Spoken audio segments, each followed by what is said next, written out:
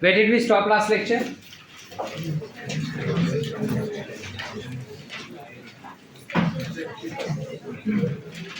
क्या हुआ?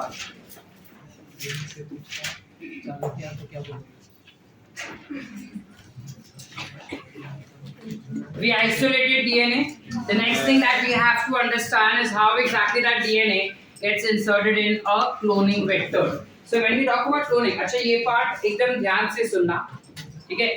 Easy है, कुछ नहीं है. अगर ध्यान दोगे तो बहुत easy है.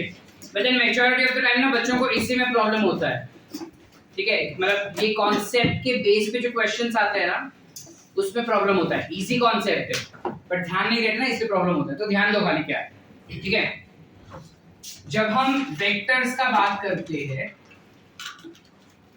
a DNA vector has certain basic properties, ठीक है? अगर हम चाहते हैं कि जो डिजायर्ड जीन था, मतलब इंसुलिन का जीन था, वो एक सेल से दूसरे सेल में ट्रांसफर करना है और वो वेक्टर के थ्रू ट्रांसफर कर रहे हैं, तो जब हम कोई वेक्टर सिलेक्ट करते हैं, उनके अंदर क्या-क्या प्रॉपर्टीज होनी चाहिए is what we are deciding, ठीक है? सो सबसे पहला property that it should have is that it should be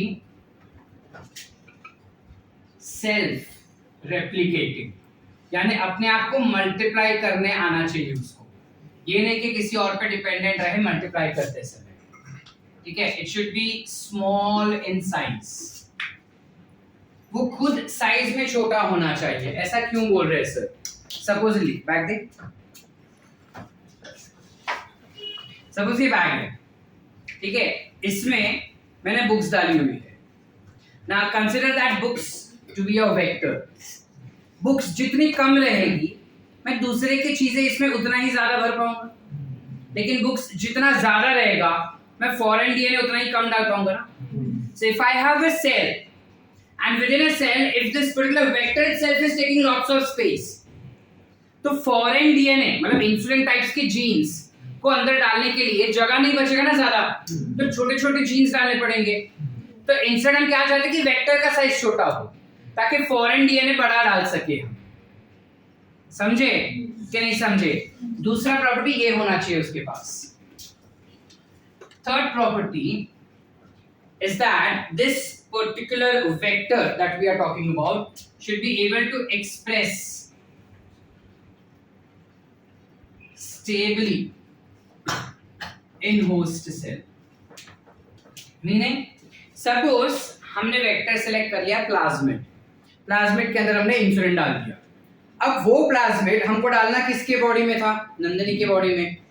अगर नंदिनी के बॉडी में वो प्लाज्मिड अपने आप को रेप्लिकेट ही नहीं कर पा रहा है या इंसुलिन जीन को एक्सप्रेस ही नहीं कर पा रहा है, तो क्या फायदा? So it should be able to express itself in host cells also. Are we clear, beta? Next three properties are very important.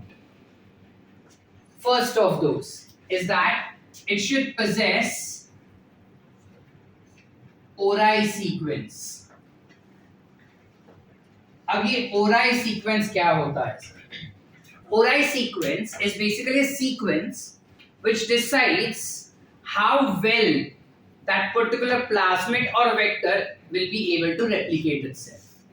हमने बताया प्लाज्मिड पढ़ते समय ये बताया था कि number of plasmids in a particular cell keeps on varying from cell to cell. याद है कि एक सेल में प्लाज्मिड 5 हो सकता है, दूसरे सेल में 50 हो सकता है, इसमें 5000 भी हो सकता है तीसरे वाले में. याद है हमने ये बताया था कि प्लाज्मिड का जो नंबर रहता है एक सेल के अंदर वो फिक्स्ड नहीं होता. हर एक सेल में वो नंबर चेंज होते रहता है. अब एक सेल में वो प्लाज्मिड कितनी बार रेप्लिकेट करके अपने कितने कॉपीज बनाएगा, वो डिपेंड करता है कि उसका ओराई सीक्वेंस कैसा है. अगर ओराई सीक्वेंस अच्छा रहेगा तो उसका कॉपी नंबर ज्यादा रहेगा. अगर ओराई सीक्वेंस अच्छा नहीं रहेगा तो copy number will be less. So what do we want? A better ORI sequence or not? Because we want more number of plasmids. हम चाहते हैं कि ये इंसुलिन जो है वो ज्यादा, इंसुलिन का जीन जो है वो ज्यादा बार मल्टीप्लाई हो ना. समझ पा रहे कि नहीं बेटा? Once more or understood? Everyone? चलो आगे. That is one. क्या हो रहा है बेटा? Once more में क्या बोलना है? ये अगर हमारा कोई वेक्टर है, इस वेक्टर के अंदर एक सीक्वेंस है, which is ORI sequence. ये सीक्वेंस अलग अलग वेक्टर में अलग अलग टाइप का होता है.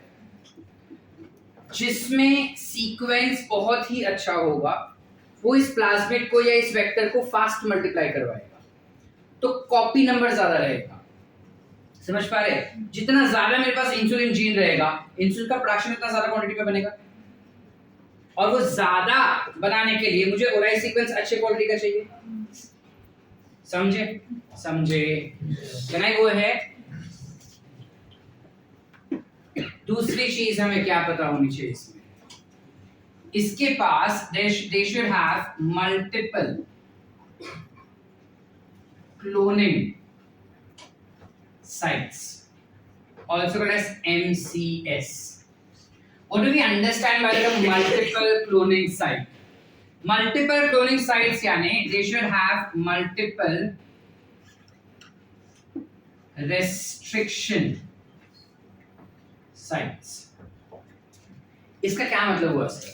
Meaning, supposedly मेरे पास एक पर्टिकुलर प्लाज्मिड है, उस प्लाज्मिड के अंदर एक ही एंजाइम के लिए रेस्ट्रिक्शन साइट है, लेट्स से EcoR1.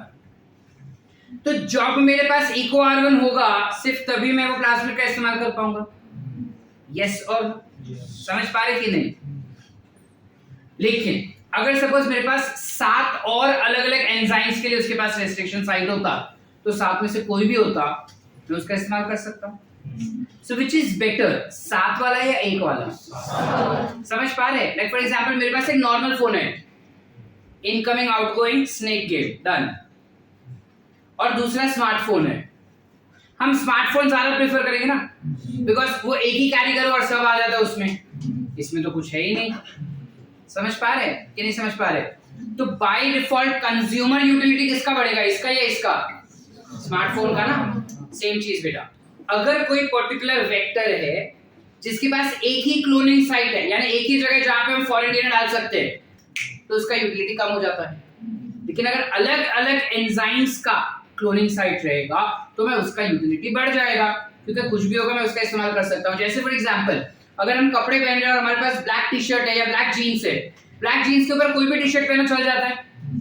वहीं पे अगर मैं मरून जीन्स डालूं या पीकॉक कलर जीन्स डालूं, can I wear it any time? I need specific T-shirt और शर्ट. हम रैंडमली कुछ भी पहन के नहीं जा सकते ना उसके ऊपर, मोर लगेंगे हम. So we don't want that. समझ पा रहे? Can we understand the concept what I'm trying to explain? So we generally tend to make use of those substances which has wider applications or wider usage. So it's the reason that we are saying that they should have multiple cloning sites. Do I need multiple cloning sites of same enzyme? No. Different enzyme. एक ही enzyme का multiple cloning site हुआ ना, तो वो enzyme पूरे इसको काट करके छोटे छोटे टुकड़ों में तोड़ देगा. हमें वो नहीं चाहिए. एक एंजाइम का तो एक ही होना चाहिए, बट ऐसे बहुत सारे एंजाइम्स का होना चाहिए. समझ पाए बेटा? ओके ना है? चले आगे. Are we clear up till here? Can I go ahead? All right. Oscar. Are we clear with this point? The next point that we can take up is the 6th point that we have to take up is that it should have certain marker genes. What are marker genes? अब हमारे साथ काफी बारी होता है ना, जब हमारे पेरेंट्स, हम कहीं पे जा रहे हैं, लेट्स हम पिकनिक के लिए जा रहे हैं, तो हमारे पेरेंट्स बोलते हैं ना कि तिकडे जाऊन मला फोन कर, तू पोचलीस की नाही, तू पोचलास की नाही. When you call them, it's a signal that you've reached. When you text them, it's a signal that you've reached. What if you don't have cell phone? Don't tell me बाजू वाले के लेंगे. Imagine it's a ज़माना जहाँ पे cell phone ही नहीं है. ठीक है? In that case, it is difficult for us to identify whether you have reached at the destination or not. Yes or no? Yes. Likewise, मैंने एक प्लाज्मिड लिया, उसमें मेरा डिजायर्ड जीन डाला. अब उस जीन को मैंने सेल के अंदर डाल दिया. अब ये सब ना बेटा अंधाधुन होता है. You cannot see that. You're just performing the experiment. अब जब जीन अंदर गया तो मुझे कैसे पता चलेगा कि जीन अंदर गया है? तो कुछ ऐसे मार्कर जीन्स होने चाहिए जो अंदर जाने के बाद चमके या कुछ केमिकल प्रोड्यूस करे या कुछ वेरिएशंस दिखाए, कुछ फिनोटाइप ऐसा दिखाए जिससे मुझे पता चले कि मेरा जीन जो है पहुंच गया है सेल के अंदर। समझ पा रहे? जैसे चंद्रयान गया, ऊपर पहुंच गया, हमें कैसे पता चला कि वो ऑर्बिट पे पहुंच गया? There are certain signals that we obtain, right? And those signals tell us. Likewise, if I give you another example, हम एक्सपेरिमेंट परफॉर्म कर रहे हैं, मैंने एक सैंपल लिया जिसमें शुगर डाला और आयोडीन डाला, अब कलर चेंज नहीं हुआ, इससे मुझे क्या पता चला? Starch is absent. ठीक है, कलर चेंज हुआ, which is telling me that starch is present. That means that change in color becomes an indicator for me ना, करते कि नहीं? Likewise, जब हम कोई वेक्टर का इस्तेमाल करते हैं, उसके अंदर कुछ स्पेसिफिक मार्कर जीन्स होने चाहिए बेटा, जो हमको ये तसल्ली दे कि सेल्स के अंदर डिजायर्ड जीन चला गया। Because as I said, DNA बहुत छोटा होता है, उसमें भी हम इंसुलिन का जीन ले रहे खाली तो वो बहुत ही छोटा होगा। अब ये सब अंधाधुंध एक्सपेरिमेंट होता है, जो प्रोसीजर बोला ना वो प्रोसीजर हम फॉलो करते हैं, एंड आफ्टर दैट बैक्टीरिया के अंदर जाने के बाद 24 घंटे के बाद जब वो एक्सप्रेस करना शुरू करता है ना, तब पता चलता है कि उसके अंदर एक्चुअली जीन गया है या नहीं। सीरियस लाइक 7 दिन का तो मेहनत किए, 8वें दिन को पता चलेगा कि एक्चुअली वो 7 दिन काम का था या ऐसे टाइम पास करे थे। That's how it goes about. Are we clear everyone? अब मार्कर जीन्स ना दो टाइप के होते हैं। You can have antibiotic resistance or you can have metabolic markers.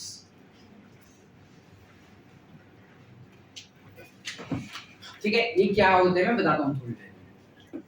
ये क्लियर है? Any doubts? Can I go slightly more ahead?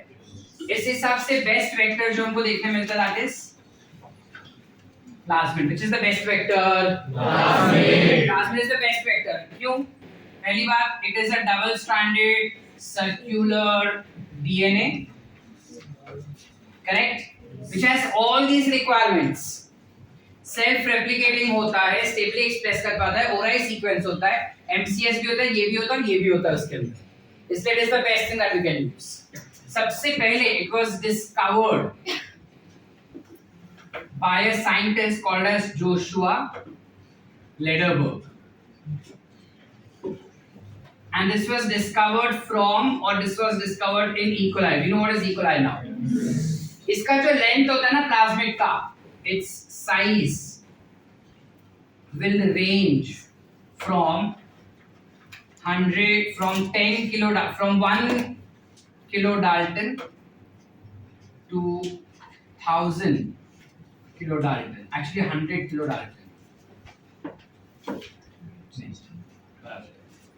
1 kilodalton यानी 1 kilo base से 1000 kilo base.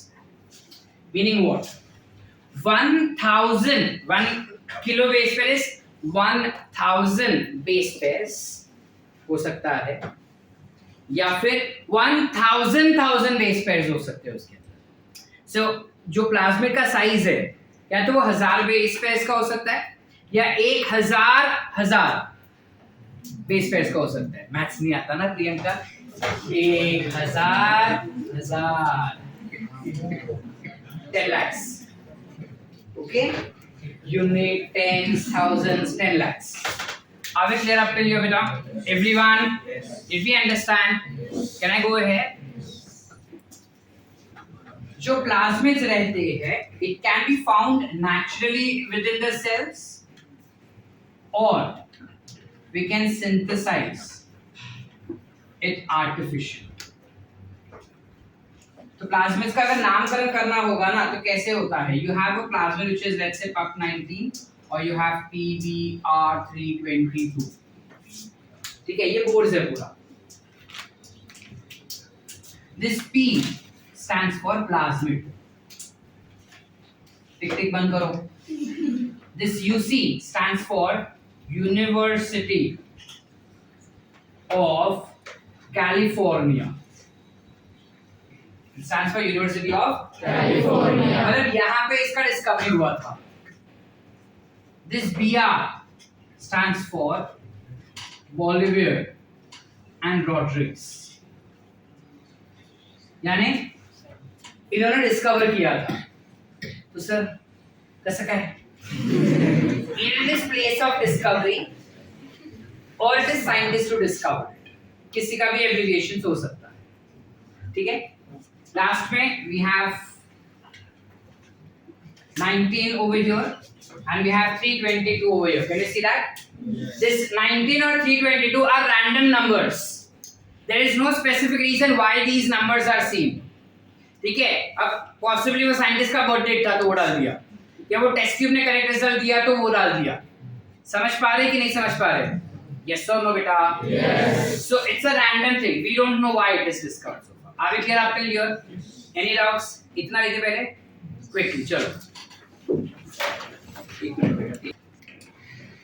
Now, so over here in our NCERT we've been provided with PBR 322 as an example.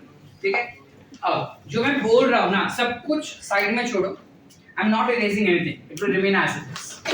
पहले सुनो क्या चीज है और समझने का कोशिश करो. Let's say this is a plasmid. ठीक है? This is a double stranded.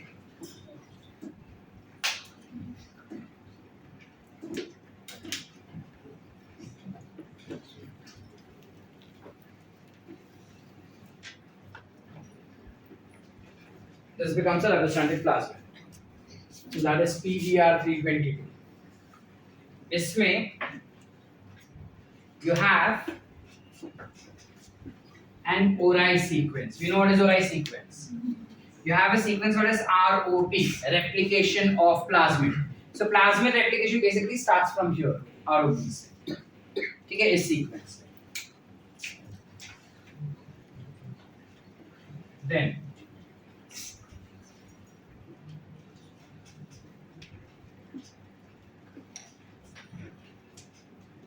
two sequences like this, पूरा बरचक.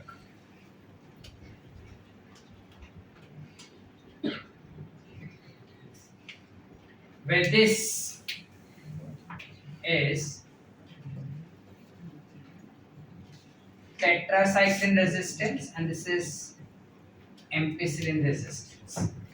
So if I write AMPR, that means it is ampicillin resistance G. When I say TETR, that means it is tetracycline resistance G. Ampicillin और tetracycline ये दो अलग अलग antibiotics है. ठीक है, अब एक मेरे पास प्लाज्मिड के अंदर जीन ऐसा है जो एम्पिसिलिन रेजिस्टेंस देता है किसी भी सेल्स को. दूसरा जीन ऐसा है जो टेट्रासाइक्लिन रेजिस्टेंस देता है किसी भी जीन को. इसका क्या मतलब हुआ सर? इसका मतलब ये कि इस जीन से ऐसा प्रोटीन प्रोड्यूस होता है जो एम्पिसिलिन को मार डालेगा. एम्पिसिलिन क्या है? एंटीबायोटिक. तो वो उस एंटीबायोटिक को ही तोड़ देता है.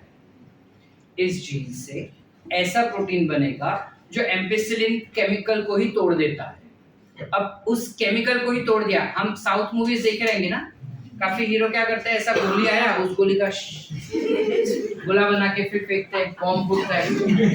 Practically that is not possible ना, but this is somewhat like that where एक दुश्मन आ रहा है जो इसको मारना चाहता है, एक केमिकल आया है तो ये ऐसा केमिकल बनाते हैं कि वो उसको न्यूट्रलाइज कर देगा. तू क्या बनवा मैं देखो ऐसा, समझे? Same goes for tetracycline. अगर मैं किसी बैक्टीरिया को टेट्रासाइक्लिन से मारना चाहूं और उस बैक्टीरिया के पास ये जीन होगा, इस जीन से वो ऐसा प्रोटीन प्रोड्यूस करेगा कि टेट्रासाइक्लिन ही टूट जाए. यानी हमने कॉकरोच को हिट से मारना चाहा, कॉकरोच ने ही हिट को मार डाला. कुछ वैसा हो रहा है यहाँ पे. समझ पा रहे? क्लियर है एवरीवन? इसके अलावा तो दो चीजें तो होगी बेटा. We were desiring for ori sequence, मिल गया. We were desiring for antibiotic marker gene, आ गई हमारे पास. अब हमको क्या चाहिए? Multiple cloning sequence. Now multiple cloning sites का जब बात करेंगे तो टेट्रासाइक्लिन रेजिस्टेंस पे एक पर्टिकुलर जीन का सीक्वेंस है that gene sequence codes for BAM-H1 enzyme. यानी अगर मैं BAM-H1 एंजाइम यूज करूं तो वो इस प्लाज्मिड को इधर से कट करेगा. अगर मैं SAL1 का इस्तेमाल करूं तो प्लाज्मिड को इधर तोड़ेगा. अगर मैं PVU2 का इस्तेमाल करूं तो वो यहाँ पे तोड़ेगा. अगर मैं PVU1 का इस्तेमाल करूं तो यहाँ पे तोड़ेगा. अगर मैं PST1 इस्तेमाल करूं तो यहाँ पे तोड़ेगा. ठीक है. इसके अलावा we have some other sequences also. You can have EcoR1, you can have CLAV1, and you can have HIND2. 3 दिए. ठीक है. ठीक है. So, इस तरीके से अलग अलग एंजाइम कितने हो गए? 1 2 3 4 5 6 7 8 8 अलग अलग एंजाइम्स के लिए हमारे पास क्लोनिंग साइट्स है या रेस्ट्रिक्शन साइट. 8 में से कोई भी होगा मेरे को चलेगा. I can add my desired gene inside. Desired gene कौन सा है हमारे लिए इस वक्त? क्लियर छे. चलो आगे बेटा. अब ये जो प्लाज्मिड है जैसा है वैसा का वैसा. सुनो ध्यान से, बहुत ही आसान है. हमको कॉन्सेप्ट समझा इसका क्या अभी हमने किया? तुमको सारा सब कुछ समझा जो मैंने बताया वो. अब ये प्लाज्मिड अगर मैंने ई कोलाई के अंदर डाला और इस ई कोलाई को एक आर्टिफिशियल मीडियम पे मैंने ग्रो किया, जो सारा न्यूट्रिएंट्स है उसके अंदर, जो उसको मल्टीप्लाई होने के लिए चाहिए वो सारे न्यूट्रिएंट्स है, क्या वो बैक्टीरिया ग्रो होगा? बेधड़क गलत भी हुआ तो मुझे चलेगा, हाँ ना बोलो. परफेक्ट है. हम करेक्ट सोच रहे बेटा, डरो मत चीजों से. रॉन्ग भी हुआ तो सर बैठे अभी हैंडल करने के लिए, हम टेस्ट नहीं दे रहे. मैंने प्लाज्मिड लिया, बैक्टीरिया के अंदर डाला और उस बैक्टीरिया को आर्टिफिशियल मीडियम पे ग्रो किया, जो नॉर्मल मीडियम है जिस पे बैक्टीरिया ग्रो होना चाहिए, सारे न्यूट्रिएंट्स. बैक्टीरिया ग्रो होगा बराबर. अब मैंने उसके अंदर डाला एम्पिसिलिन. अब बैक्टीरिया ग्रो होगा? हाँ बोल रहे ना बेटा. क्यों नहीं ग्रो होगा? लेकिन एम्पिसिलिन को मारने का जीन है ना उसके पास बेटा. हम क्या बोले, अगर ये जीन उसके पास है तो वो एम्पिसिलिन को मार सकता है ना.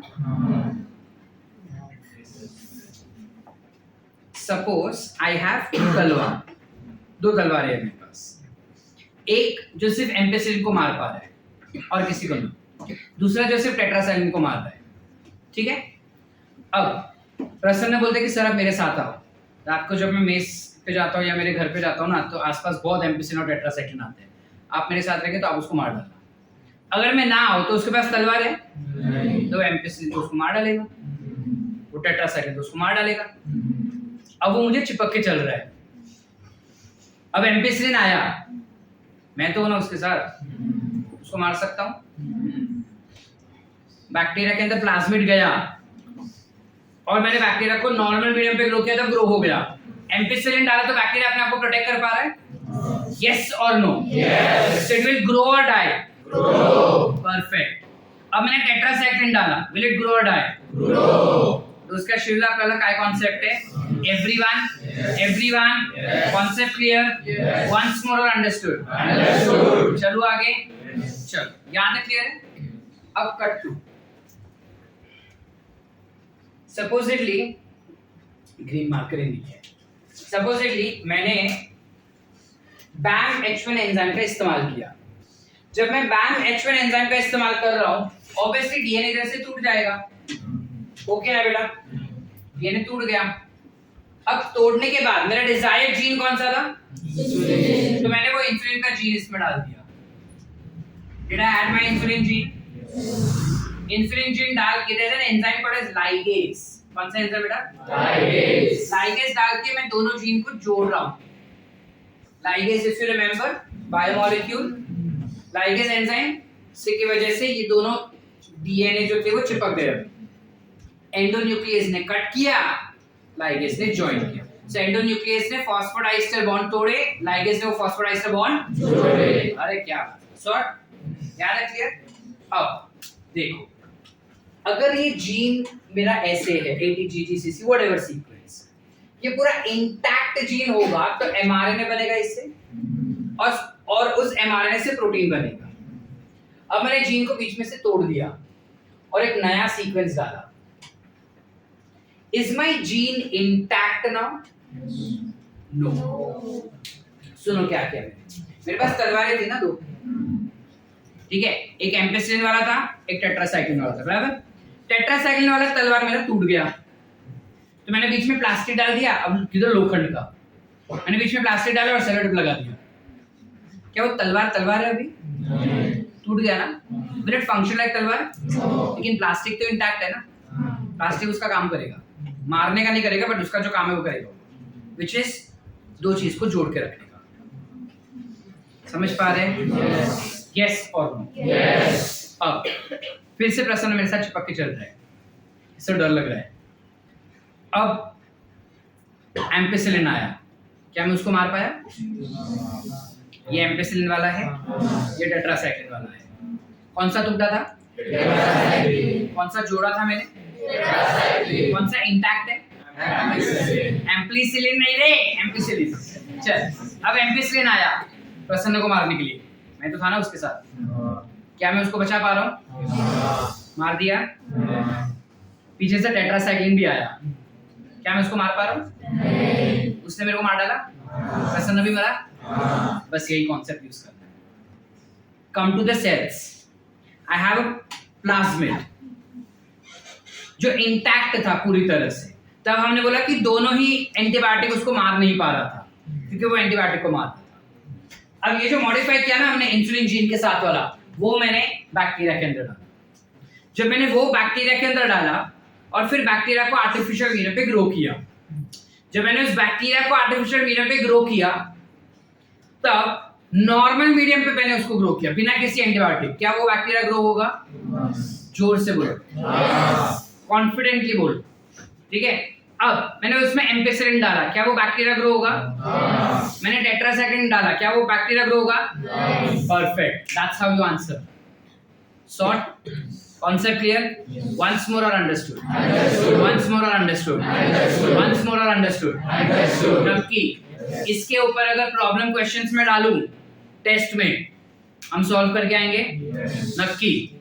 इतना लिखे खाली, फिर मैं तुमको बताता हूँ कि हम कैसे आइडेंटिफाई कर सकते हैं इसको। अभी पहले कॉन्सेप्ट लिख लो। सुनो, कॉन्सेप्ट अपनी भाषा में अच्छे से लिखो, हिंदी, मराठी, गुजराती, कोणतीही भाषात लिहा तुम्ही, बिकॉज एनसीईआरटी में जितनी बार पढ़ोगे ना उतनी बार कंफ्यूजन होगा। It is like your ETS, it is like your chemiosmotic hypothesis, it is like your action potential, ठीक है। अभी करके लो अच्छे से, समझा ना क्या है? It is like your lack of पेरॉन। जितनी बार भी पढ़ो जीरो पे आके खड़े रह जाते हैं। So make sure that you understand this correctly, ठीक है। चलो ना, सो फार वी अंडरस्टूड कि ये जो एक बार डिजायर्ड जीन यानी इंसुलिन जीन अंदर गया, उसके बाद वो बैक्टीरिया मर जाता है बिकॉज़ टेट्रासाइक्लिन डाला इसलिए। अब क्वेरी कि अगर बैक्टीरिया मर गया तो हम कैसे उस इंसुलिन जीन को मल्टीप्लाई कर पाएंगे sir? So let's try to find out that experiment कि हम कैसे उसको रिकवर कर सकते हैं। हम क्या करते हैं, बैक्टीरिया को 3 स्लेट पे ग्रो करते हैं। एक होता है मास्टर प्लेट, जो होता है normal medium, that master plate is normal medium, मतलब जिसपे कोई भी एंटीबायोटिक्स नहीं है, वैसा जिसमें कोई भी एंटीबायोटिक नहीं है वो वाला, ठीक है। दूसरे में यू हैव एम्पेसिलिन एडेड और तीसरे में you will have tetracycline added. ऐसा हमने 3 मीडिया का पेट्री डिश बनाया। पेट्री डिश समझते हैं? We've made 3 sets of media. One is normal without any antibiotic, one is with ampicillin and other is with tetracycline. अब क्या होता है, फर्स्ट वाले पे हमने बैक्टीरिया डाल दिया, पूरा एक्सपेरिमेंट किया और इसमें हमने बैक्टीरिया डाल दिया। 24 घंटे के बाद ये बैक्टीरिया का कॉलोनीज कुछ ऐसा ऐसा ग्रो करते हुए दिखाई दिया। ये सपोज बैक्टीरिया का कॉलोनी है, ठीक है। फिर अपन पता है बचपन में जॉली जॉली खेलते थे, जॉली, तो इधर ऐसा एस वेस कुछ भी लिखने का एंड देन ऐसा करते थे, छाप, इम्प्रिंट, यस और no. Now here what we are doing is same चीज पे हम इस प्लेट में जब बैक्टीरिया ग्रो हो जाता ना उसका इम्प्रिंट इस वाले प्लेट पे और इस वाले प्लेट पे ले लेते हैं, समझे? यानी इसके ऊपर के बैक्टीरिया एग्जैक्ट छाप इस पे, एग्जैक्ट छाप इस पे, समझा? अब छाप होने के बाद उस बैक्टीरिया को ग्रो होने देते हैं। जब बैक्टीरिया ग्रो होता है तो इस मीडिया पे लेट्स से ये और ये बैक्टीरिया ग्रो हो गए। कौन सा मर गया? ये मर गया, ये वाला मर गया, ये वाला मर गया, बराबर बेटा? अब वो तीन क्यों मरे होंगे बेटा? जोर से बोल, प्रियंका बराबर बोल रही है। एम्पिसिलिन साइड वाला वीक हो गया, मतलब एम्पिसिलिन नहीं था उसके पास, एम्पिसिलिन रेजिस्टेंट जीन्स नहीं था ना। अब एम्पिसिलिन रेजिस्टेंट जीन्स हमने तोड़ा क्या बेटा? वो तो हमने तोड़ा ही नहीं था, तो फिर क्यों मरा इधर? बिकॉज उसके पास प्लाज्मिड ही नहीं गया। इससे ये पता चलता है कि इन तीन बैक्टीरियल कॉलोनीज के अंदर प्लाज्मिड ही नहीं गया। सो ये भी मैंने क्या बोला, आंदोलन कर रहे, कितना हुआ वो अपने को पता नहीं, यही बोला ना मैंने। तो आंदोलन हमने किया। अब किस किस बैक्टीरियल सेल्स के अंदर गया प्लाज्मिड, किसी अंदर प्लाज्मिड गया रहेगा लेकिन डिजायर्ड जीन गया ही नहीं उसके अंदर, ये भी हो सकता है। समझ पा रहे? तो एम्पिसिलिन वाले मीडिया पे ये बैक्टीरियल कॉलोनीज ग्रो हो गए, ये तीन नहीं हुए, जिससे हमको ये पता चला कि इन तीन के पास ये प्लाज्मिड है। अब टेट्रासाइक्लिन मीडियम पे हमको सिर्फ ये कॉलोनीज मिला, यानी 1 2 3 4 कॉलोनीज जो है वो ग्रो ही नहीं हुए। इससे हम क्या कंक्लूड कर सकते हैं? इस बैक्टीरिया को हम कंसीडर करेंगे हमारे स्टडी के लिए या फिर 1 2 3 4 को कंसीडर करेंगे? How many says this has to be considered? कितने बोलते कि ये वाले बैक्टीरिया को कंसीडर करो सर, उसके अंदर इंसुलिन जीन है? ऐसे पूरा हाथ ऊपर करो बेटा। कितने लोग बोलते कि वो नहीं सर, इन चारों में होगा ना? प्रियंका दोनों में हाथ ऊपर कर रही है। करेक्ट, ये चार में रहेगा, इसमें वाले में नहीं। बेटा टेट्रासाइक्लिन वाला जीन तो टूट गया ना। जब वो जीन ही टूट गया, याद करो टेट्रासाइक्लिन ने तो बैक्टीरिया को मार दिया था। अब जो बच गया यानी उसके पास टेट्रासाइक्लिन का जीन इंटैक्ट है। इंटैक्ट तब होगा जब इंसुलिन गया ही नहीं अंदर। समझे? Once more or understood? Once more or understood? देखो हमने ये वाला जो कॉन्सेप्ट समझा था वो समझा था, वही सेम यहाँ पे यूज करें बेटा। टेट्रासाइक्लिन मैंने क्या, तब हमने क्या बोला कि ऐसे बैक्टीरिया जिसके टेट्रासाइक्लिन के अंदर इंसुलिन गया तो तलवार लड़खड़ाएगी, तो टेट्रासाइक्लिन उसको ही मार डालेगा। कुछ ज्यादा एक्टिंग हो रहा है ना, फिर भी आप नहीं रहता। फिर भी गलत मार्क करके आओगे तुम, इतना नाचने के बावजूद। एम्पिसिलिन वाला जो था उसको तो मैं मार पा रहा था ना, वो मार रहा था, इसलिए एम्पिसिलिन वाले में ग्रो हो गया, टेट्रासाइक्लिन वाले में ग्रो नहीं हो पाया। वही तो कैरेक्टरिस्टिक्स मेरे को चाहिए थी कि जो टेट्रासाइक्लिन में ग्रो हो ना हो बट एम्पिसिलिन में ग्रो हो जाए। समझ पाए? अगर दोनों में ग्रो हो रहा है मतलब प्लाज्मिड तो गया है बेटा, लेकिन डिजायर्ड जीन नहीं गया। Did we understand? Yes. Or we did not understand? Understand. Everyone? Yes. पक्का? Any doubts? नक्की? लिखे? इतना? फटाफट चलो। Once more I spoke about क्या? So this what we spoke about was with regarding if I use antibiotic markers as my marker genes, antibiotic resistance as my marker genes use किया तो ऐसे use कर पाऊंगा। Cut to हमने एक और marker gene का एग्जांपल दिया which was metabolic markers. Let's try to find out ये कैसे काम करते हैं। मजेदार है ये भी। लैक होकर याद है सबको? ठीक है, उसके बेसिस पे if suppose I have a plasmid, ठीक है, और इस प्लाज्मिड में मेरे पास एक स्पेशल जीन है which is LAC-Z. Do we remember LAC-Z gene? Lacoperon LAC-Z. Z Y A Z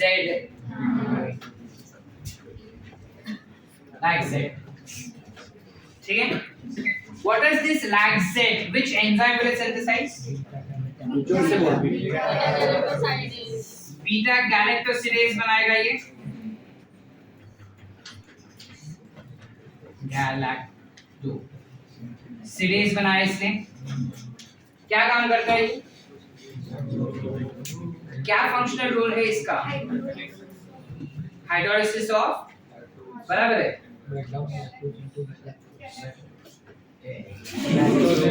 गैलेक्टोसिस monosaccharide. Lactose viva लेना पड़ेगा लगता है. इसी चैप्टर लेगा. ये कंप्लीट होने वाले इतने बहुत टाइम लगेगा. इस बार तो रिकॉर्डिंग के साथ लेते हैं और कल वाला तो भेज देते हैं. उसमें तो प्रारंभ इज नॉट रिस्पॉन्सिबल. चलो getting back. When we talk about beta galactosidase, ये क्या काम करता है बेटा? ये लैक्टोज को तोड़ता है. It will break down lactose into glucose and galactose. ठीक है? अब हम क्या कर रहे हैं? हम नहीं चाहते ये pathway follow. So we switch our pathway. हम पाथवे को चेंज कर देते हैं. जहाँ पे लैक्टोज देने की जगह पे बीटा गैलेक्टोसिडेज को हम दूसरा सबस्ट्रेट देते हैं which is X-gal. ये क्या है सर? उसको गोली मारो. Not it. बहुत गंदा नाम है. X-gal याद रखो तुम. ठीक है? X-gal जब टूटेगा ना, this will obviously break X-gal and produce blue colored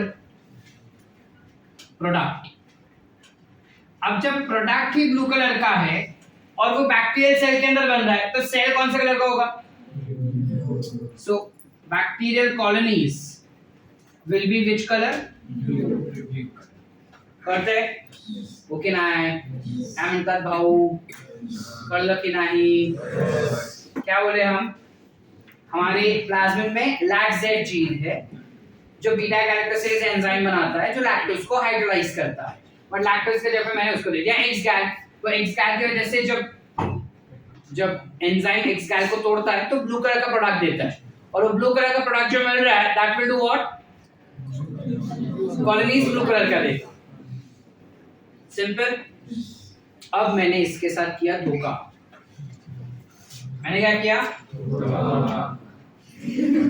धोखे में क्या किया? X-gal को तोड़ दिया और उधर अंदर क्या डाल दिया? कौन सा जीन है ये? वाह. I added insulin gene या gene desired gene बोल देते हैं. ठीक है? अब लैक्टेज जीन इंटैक्ट है या टूट गया? तो बीटा गैलेक्टोसिडेज बनेगा या नहीं बनेगा? सेम कॉन्सेप्ट ना. बीटा गैलेक्टोसिडेज नहीं बनेगा. तो X-gal टूटेगा या नहीं टूटेगा? ब्लू कॉलोनी मिलेगा या नहीं मिलेगा? इस कॉलोनी आएगी colourless. That is white colour. Clear? Yes. अब मैंने क्या किया? ये मेरा बैटरी प्लेट जिसमें बैक्टीरिया को ग्रो करना है. तो बैक्टीरिया ग्रो हो गए. I have certain blue colored colonies. अब व्हाइट बोर्ड पे व्हाइट कॉलोनीज हम नहीं बना सकते. तो हम क्या करेंगे? काला. Imagine this black to be white colonies. Are we clear? अब अकल लगा के बताओ, मुझे अगर इंसुलिन जीन चाहिए और उसे ही मल्टीप्लाई करना है तो कौन से कॉलोनीज वापरूंगा मैं? ब्लू या ब्लैक? मतलब ब्लू या व्हाइट? व्हाइट. सिंपल. व्हाइट उठाओ, काम शुरू, खत्म. सिंपल. सर आइडियली देखने जाएंगे तो मेटाबॉलिक मार्कर्स का इस्तेमाल करना ज्यादा आसान है as compared to antibiotic resistance. फिर भी majority of the scientist would always prefer antibiotic resistance as compared to metabolic markers. क्यों सर? जब इतना आसान है, एक स्टेप में कंप्लीट हो रहा है, तो क्यों उतना माथाकुट करने का, क्यों उतना मगजमारी करने का? Because this gives you more authentic and surety वाले results as compared to this one. That's why. Yes. Are we clear? Yeah. There are possible chances that lactose might not be able to enter inside the bacterial cells only, and that's why, or X-gal might not be able to enter inside the bacterial cells only, and probably that's the reason it is giving us white colonies. तो वो तो fake false positive result हो जाएगा ना वो. समझ पा रहे हैं? That's why most of the time this is referred. I hope both is clear with us. Yes. Everyone. Yes. नक्की बेटा. Yes. Once more or understood? Understood. Once more or understood? Understood. Once more चाहिए? Good. Sort है? लिखिए बेटा. चलो.